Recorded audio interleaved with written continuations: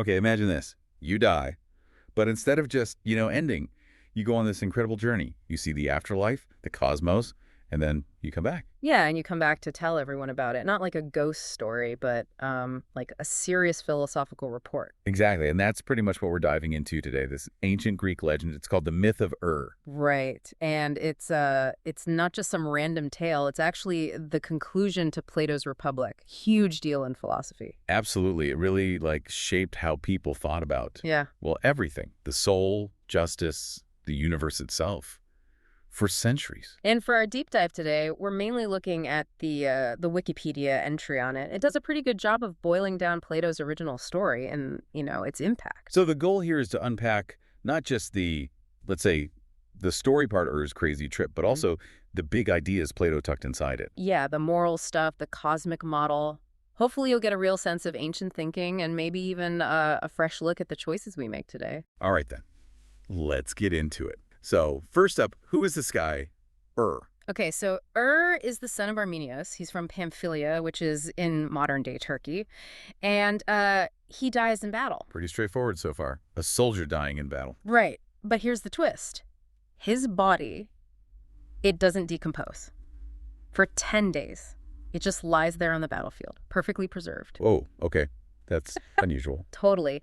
And then 2 days later, they put him on the funeral pyre, and just as they're about to light it, he wakes up. Comes back to life. Just like that. Just like that. And the whole reason he can tell this story is because he did come back. That's the setup. So where does he find himself after he dies, before waking up on the pyre? He describes this awe-inspiring place. And there are other souls there, too. It's like a crossroads. There are 4 openings. Cool. Yeah, 2 going into and out of the sky and 2 going into and out of the ground. And there are judges sitting there. Judges, like judging the souls. Exactly. They direct the souls. If you were good, you go up into the sky. If you were immoral, you go down into the earth. But what about Ur? Does he get judged? No, and this is key. He's specifically told he's different. He's there to listen and watch, to observe everything. Wow. So he can be a messenger to go back and tell humanity what the afterlife is actually like. He's basically their witness. Wow. So he gets the front row seat to cosmic justice. What does he see? He sees souls returning from both places, the ones from the sky. They're clean, bright, and they talk about seeing beautiful things, experiencing incredible rewards, like tenfold rewards for their good deeds. Tenfold. Nice. Yeah. That one's from underground. Oh, that's different. They are filthy, haggard, crying. They talk about immense suffering and paying a tenfold penalty for all the bad things they did. A tenfold penalty. Ouch. That's intense. Justice is harsh there. It seems so. And apparently some souls don't even get to come back up. Really? Like who? He mentions incurable sinners, like really terrible murderers or tyrants who committed awful atrocities. They reach the opening to come out, but it refuses them. It roars at them and they get dragged back down, trapped forever. Jeez. So there's reward, punishment, and then eternal damnation for the worst cases. Seems that way. So spends 7 days in this meadow area watching souls arrive and depart, sharing their stories. Just taking it all in. Right. Then, after those 7 days, he travels on with the group of souls who finish their time there. They journey for 4 days. Where are they going? They reach this incredible sight, a pillar of light like a rainbow stretching down from the heavens. Super bright. Okay. And after another day's travel towards it, they arrive at the source. They reach what Plato calls the spindle of necessity. The spindle of necessity. That sounds Yeah. important. And maybe a bit complicated. It is. It's central to the whole thing. This is where the souls choose their next lives. Choose their next life. So reincarnation is part of this. Absolutely. Metempsychosis. So picture this scene. There's Lady Necessity herself and her daughters, the 3 fates, Lachesis, Clotho, and Atropos, and sirens providing cosmic music. Wow. Quite the setup. And then a figure, a prophet, lays out lots or tokens before the souls, except for of course. He's still just watching. So they draw lots, like a lottery. Yeah, it determines the order in which they get to choose their next life.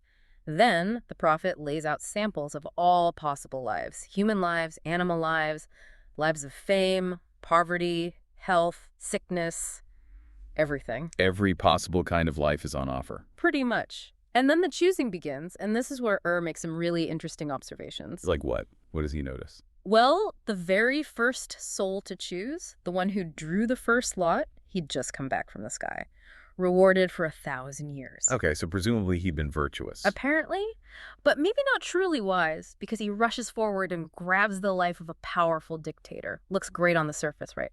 Power, wealth. Yeah, sounds appealing to some, I guess. But then he looks closer at the details of that life and he realizes, uh-oh, he's destined to commit horrible acts, including eating his own children. Oh my God, Yep. seriously? Seriously. Plato uses this to make a point. This soul hadn't suffered, hadn't really been tested. He just lived a conventionally good life, maybe out of habit. So when faced with a real choice, he chose poorly, seduced by power without understanding the consequences. That's fascinating. So virtue learned only through reward isn't necessarily deep or wise. Exactly. Notes that actually many souls who came from under the earth, who had suffered for their past wrongs, they often chose much more carefully, more wisely. Because they learned the hard way. Seems so. Suffering had given them perspective, maybe, while many who came from the heavens, perhaps complacent, made rash or foolish choices. It really turns expectations upside down. What about other choices? You mentioned animal lives. Yeah, that's another interesting bit. Souls weren't bound to stay human. Some chose to become animals. Maybe they thought it would be simpler, easier, like Agamemnon chose to be an eagle, apparently. Aha. And conversely, some animals chose to become human. Atalanta, the famous huntress, saw the life of a celebrated male athlete and chose that. There was a lot of mixing and matching based on past experiences and desires. Odysseus, interestingly, searched for a quiet, private life and was happy to find one overlooked by everyone else. He'd had enough adventure. I could say that. So, after everyone makes their choice, what happens next? Good question. They've picked a life. Now what? Each soul is then assigned a daemon, a guardian spirit, to help them through their chosen life, make sure it unfolds as fated. Like a guardian angel. Sort of, yeah. Then they all have to pass under the throne of necessity. And from there, they travel to the plane of oblivion. Oblivion. Sounds ominous. Well, it's where they encounter the river Lethe, the river of forgetfulness. Ah, Lethe. I've heard of that. Drinking its water makes you forget. Precisely. All the souls, guided by their daemons, are required to drink a certain measure of the water. Some drink more than others, though. Those lacking wisdom tend to drink too much. And what happens when they drink? They forget everything. Their past life, their journey through the afterlife, the choice they just made, total wipe. But not You said he only watched. Crucially, yes. Was forbidden to drink. He needed to remember. So he keeps all the memories. He does. Then, after drinking, the souls rest for the night by the river, and at midnight, there's thunder, maybe an earthquake, and the souls are suddenly lifted up, swoosh, Lift up where? towards their rebirth, sent off in different directions to be born into their new lives on Earth, completing the cycle. And How does he get back? He says he doesn't know how he got back to his body. He just woke up, lying there on the funeral pyre, just before dawn. Wow. And he remembered it all. Everything he'd seen and heard, Hmm. which was the whole point of his special exemption. So that's the story. But Plato didn't just tell it for kicks, right? What's the philosophical payload here? Oh, absolutely not just for picks. Remember, this comes at the very end of the Republic, which is all about justice. Socrates tells this story to Glaucon primarily to argue for the immortality of the soul. That the soul lives on after the body dies. Right. He's basically saying, look, the soul isn't destroyed by death or even by its own wickedness. It persists. And this myth is the illustration of what happens after it persists. Okay, so a soul is immortal. What else? Well, consequences. Big time. The myth hammers home that how we live, the kind of character we build, it matters profoundly even after death. Your choices in life directly impact your fate in the afterlife and your options for the next life. The tenfold rewards and punishments really make that clear. They do. And it also reveals people's true character. Think about the guy who seemed just but grab the tyrant's life. The afterlife choice exposed his inner desires or flaws that maybe weren't obvious in his previous life. It's like a test of character with ultimate stakes. Exactly. And it also brings up this interesting idea about habit versus wisdom. How so? Well, noticed that people who lived sort of decent, unremarkable lives often just chose a similar life again. Not necessarily because it was the best choice or because they'd thought deeply, but just out of habit. Like being on autopilot, even when choosing a whole new existence. Kind of, yeah. Which leads to Plato's big point about the philosophical life. Ah, the value of being a philosopher. Right. He argues that the person who has practiced philosophy, meaning someone who's really examined life, understood different kinds of lives, virtue, vice, the role of chance, that person is best equipped to make a good choice. Because they're not just reacting based on recent reward or punishment or filing into old habits. They have genuine understanding.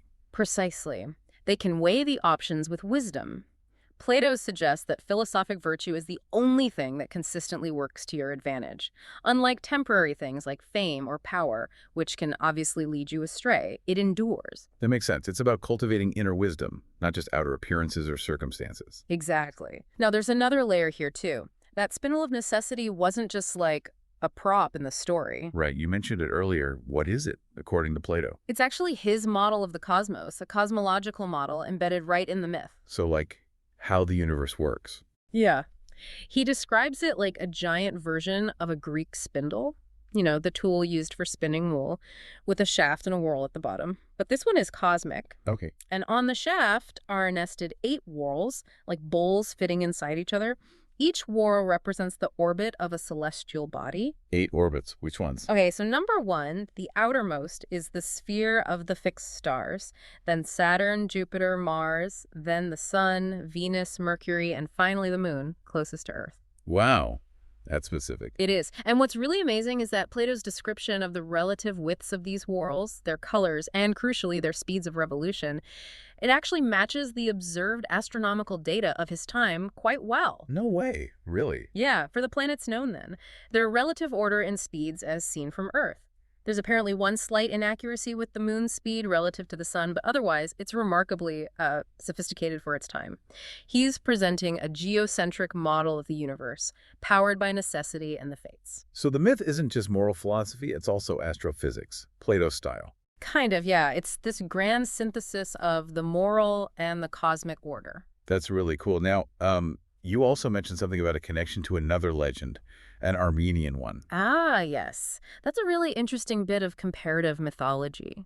Some scholars, like Armen Petrosian, have pointed out striking similarities between the myth of and an Armenian legend about Ura the Handsome. Are they handsome? Okay, tell me about that one. So Ura is this famously beautiful Armenian king, so beautiful, in fact, that the Assyrian queen Semiramis wants him romantically. She wages war to capture him. Okay, maybe a bit extreme. Well, yeah. She tells her soldiers to capture him alive, but he ends up getting killed in the battle. Oops. Right. Semiramis is devastated. Now, she's also known as a powerful sorceress. So she takes Ara's body and places it on a tower, praying to the gods or using her magic to resurrect him. Did it work? Well, in one version of the story, she fails, but disguises one of her lovers as Ara and spreads a rumor he's back to life just to stop the Armenians from continuing the war. A political maneuver. But significantly, in another tradition of the story, her prayers do work. Ara is actually resurrected. He comes back to life. A genuine resurrection. Yeah. Just like in a way. Exactly. So Petrosian's idea is that Plato's story of an Armenian son from Pamphylia near Armenia, who dies in battle and returns, might actually be drawing on or reflecting an earlier version of this era story, a version where the resurrection was real and central. That's a fascinating potential link across cultures and time. It suggests these ideas of death and return were really powerful and maybe widespread. It does seem that way. It adds another layer to understanding where Plato might have found some inspiration for the narrative framework of his myth. Okay, so wrapping this all up then, the myth of it's way more than just a cool afterlife story. Oh, definitely. It's Plato's grand finale to the Republic. It's his way of tackling huge questions. Is the soul immortal? Yes. Do our choices matter? Absolutely. Is there justice beyond this life? You bet.